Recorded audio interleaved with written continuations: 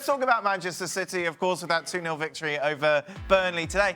Stevie, are you being a bit harsh, pointing to the fact that they're only winning these games by small margins? Like today, you just feel they're in second gear. If they needed to go for it more, they could have, couldn't they?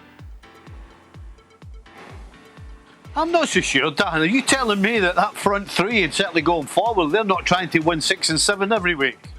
I would say they are. They're just not. They're not quite managing to do it. But what they do have defensively is absolutely fantastic. They look absolutely rock solid. It's almost like they could just tell Edison not to bother. That's how good they are defensively. But I would suggest going forward, they are trying to win 6 and 7 and 8. It's just not quite happening for them. But they're finding a way. And yes, they've been dominating possession. But you know what? We're kind of over that. We know that just because you got possession doesn't mean anything other than the other team can't touch it. But it's not all plain sailing. And I think a lot of it is down to the way they are defensively. Well, it's a good job they're getting goals from the middle of the park, isn't it? Which is a big thing that Liverpool haven't really been doing, and something that you need to do, particularly if your front line are struggling. Now, you know, Jesus played today, got himself a goal early on, but quite often they've played with no striker. But Phil Foden, who didn't start, has stepped up. Stevie mentioned Gundogan, he stepped up. Riyad Mahrez on the odd occasion does something special. So they've had goals chipped in from the middle of the park, which Raheem Sterling got himself one today. I'm just not convinced when I watch him in the final third anymore. I mean, I just think he makes some bad decisions, and it's almost harping back to the Raheem Sterling of 3 or 4 years ago.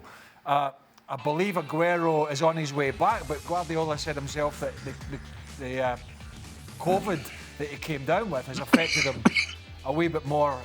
It's affected him even more than it seems it affected Stevie in the background. But they've dominated. Look, the 2 goals in 13 games, that defensive record. He was able to leave Stones out the game before this one, give him a rest. He come back in today.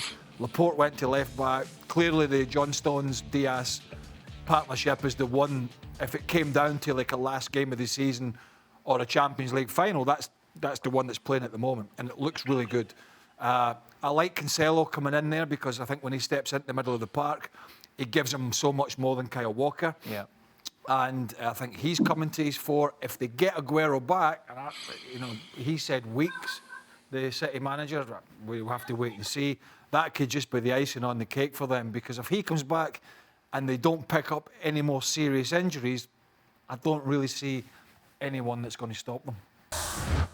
Well, thank you very much for watching ESPN on YouTube. For more sports highlights and analysis, be sure to download the ESPN app. And for live streaming, premium content, and let's not forget as well, ESPN FC 7 days a week. Subscribe to ESPN+.